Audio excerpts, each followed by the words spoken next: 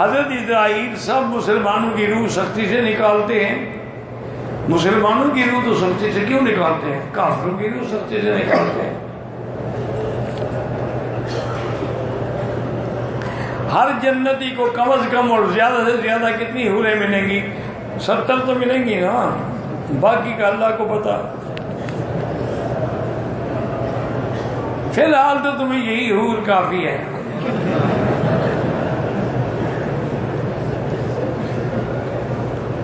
क़यामत की तो क़यामत में देखी जाएगी। मर्दों की सफ में औरतें नमाज पढ़ना जायज है। अगर उम्रे के बाद तवाफ सफा के बाद अपने हाथ से हल्क करे जायज है। मस्जिद ऐशा मीकात नहीं, उम्रा करना जायज है।